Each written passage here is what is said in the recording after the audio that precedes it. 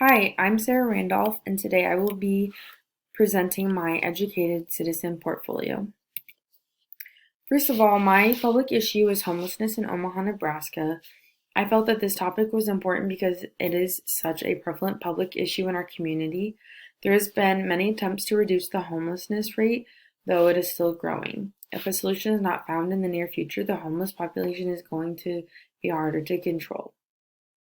My personal connection to this issue stems from a previous nursing class. In my Nursing 340 class, we did a day of simulation where we had to play randomized roles from different income and education levels. Through the simulation, we had to try and live everyday lives according to our specific situation. Some individuals did not struggle with money like others may have. I was part of a group that was very low poverty rate and at risk of becoming homeless almost the entire simulation. It really opened my eyes to the stress and fear it can bring to an individual and their family. After that day, I really felt that I wanted to try and make change in my community by reducing the homelessness that exists. The first part of becoming an educated citizen is the effective communicator. An effective communicator uses critical thinking to generate, connect, and organize ideas in a written, oral, and nonverbal manner. My first experience as an effective communicator involved communicating to my nurse the continuing decrease in blood pressures of one of my patients. After one of my patients on the transplant unit at Nebraska Medicine, where I work as a CNA, had a transplant, their blood pressure was continuously decreasing. When a patient gets a transplant, after the surgery, we're basically walking on eggshells trying to keep that transplanted organ in a healthy state. Whenever I would take a blood pressure reading, I would go and bring it to my nurse's attention so it could be addressed immediately. This is an example of using oral communication to achieve a task to better this patient's outcome. Because this patient was relying on us to work together, we needed to use that effective communication. Through this process, I learned how important it is to communicate small details because they can all have a large impact on our patients. For this one, for example, their transplanted organ could have been at jeopardy if we did not use our communication effectively. I can use this experience to address my issue because I can use communication to relay any necessary information to try and make a change in homelessness. For example, if I was to have an idea or a useful strategy, I would need to communicate it to the right organization for it to be implemented. My second experience was at my current floor at Nebraska Medicine. I work on the oncology ICU. Recently, Nebraska Medicine was hacked by a virus that was within an email link that happened to be opened. This virus caused the entire health system to shut down, which also affected the ability for employees to log in to patient charts, to individual phones that we use to communicate. Due to this, the whole hospital is very unorganized because we could not communicate unless it was in person, essentially. This caused a lot of panic throughout my unit at the very beginning. So in order to really fulfill my role as an effective communicator, I touched base with all my nurses at the beginning of the shift. I tried to plan out every task, when it was going to happen, where I needed to be at each hour in order to make sure that we were all following our roles. This was really helpful looking back because through my verbal communication, I was able to reduce some of the stress that they were facing. As the night carried on, it seemed to be very helpful by using that communication skills. What I learned was when the communication was essentially cut off from different areas of the hospital or slowed down, it sent everybody into panic mode. I always knew that communication was necessary within the hospital, but I didn't realize how vital it was and how much easier it makes a shift go by when we're able to call a doctor versus having to go hunt them down somewhere else in the hospital. I can apply this to my public issue because I was able to figure out a good way of communicating with all members of my team for the greater good of our patients. I can use what I learned towards homelessness by discussing issues with everyone involved within my community. If everyone is involved equally, more effort can be put into the cause. The second part of the educated citizen is the reflective individual. A reflective individual routinely engages in habits of inquiry that influence ways of thinking and actions. My first experience as a reflective individual was when I was caring for a patient that did not speak very well English, and this patient also had cultural differences. My patient that I was caring for was from a country in Asia, and they had moved to the United States recently.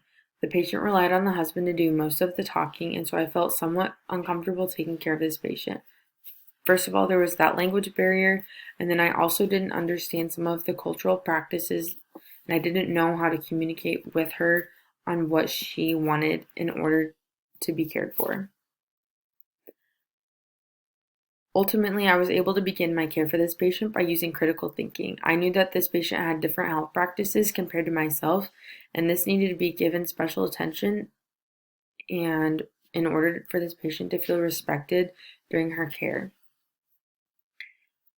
I was able to reflect upon the situation and learn from it because I needed to learn that this patient deserved the holistic care while also being respected of their diversity. I can use this experience to help my topic of homelessness by trying to understand the perspective of the individuals. I feel like if I try to gain an understanding of the person's individual circumstances, I will be more passionate with my help. My second experience occurred on the oncology ICU where I currently work.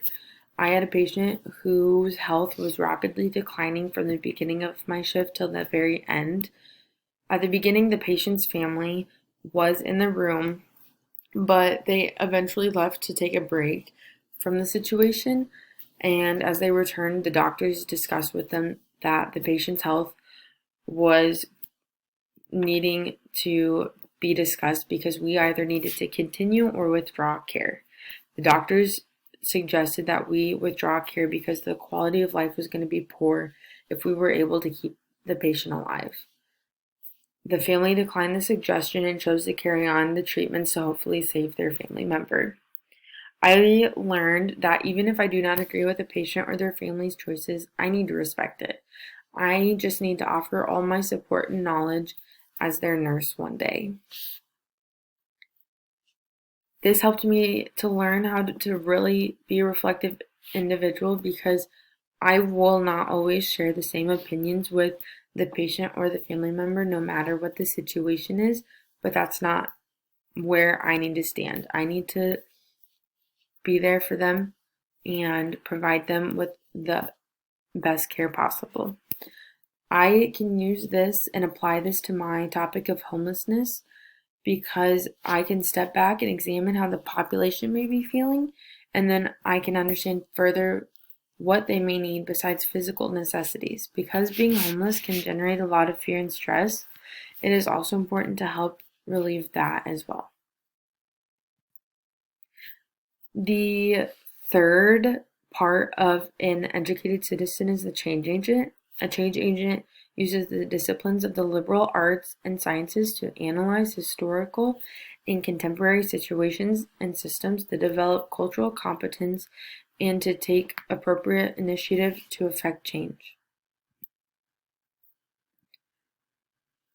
My first experience as a change agent was when I was working with a patient who had surgery the previous day. The patient was requesting to go to the restroom almost every hour and was having little urine output each time.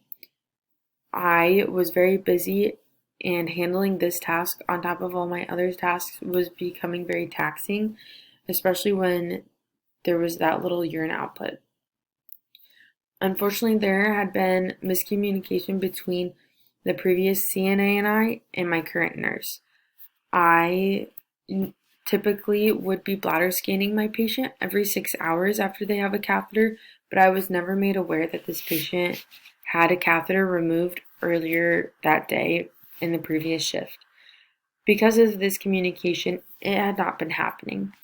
I had requested to my nurse that I can just bladder scan the patient. It's a very non-invasive task to do. And when I bladder scanned the patient, I got about 1,200 milliliters in their bladder, which is a very large amount. Due to the amount on the scan, the nurse was required to straight catheterize the patient and continue to bladder scan and monitor their urine output. This extreme amount of urine in the bladder caused pain and discomfort and could increase their risk of a urinary tract infection. I learned about the nursing steps that should have been taken place. I learned these in school and was able to put them into practice. Though I did want to show respect to my nurse by providing a suggestion, since there is a different set of power dynamics between our levels of work. Ultimately, we were working for the care of the patient while they're on our unit, and we were supposed to constantly be advocating for them. I can use this to address homelessness because it taught me how to analyze a situation in order to make effective change, as well as trying to find all solutions possible.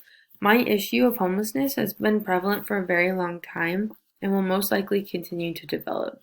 The only way to make real change is to look at every detail possible and build upon it to find an effective solution. My second change agent experience was when I was taking care of a patient of Chinese culture. The patient was intubated and not able to communicate specific cultural practices. Because of COVID-19, the family was not able to be present during this time either. Because the family was not there, we were not told of any specific practices the patient followed. Once the patient was extubated and able to communicate with staff properly, we were finally made aware of the different aspects of care that he really wanted. For example, he did not like having female staff seeing him without clothes on. So after we learned this, we made sure to give him the care that he requested. This experience definitely taught me that I was able to demonstrate respect for my patient's cultural practices. Once I learned what the patient wanted and what their specific cultural needs were, I made sure to implement them at all costs necessary.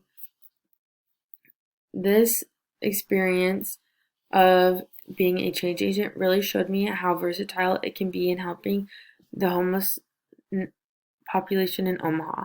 By creating an individualized approach to combating the homelessness problem, it will make it easier to reach more individuals. Because everyone's reasoning for becoming homeless is unique, the ways to try and reduce it should also be unique. Becoming a change agent. Becoming an educated citizen takes many years in education. The three aspects of an educated citizen include an effective communicator, reflective individual, and a change agent. Each of these three areas can really assist in addressing my public issue of homelessness in Omaha, Nebraska. It will take time and effort, but I feel like I am far more prepared to try and address this problem after developing my skills as an educated citizen. These are my references.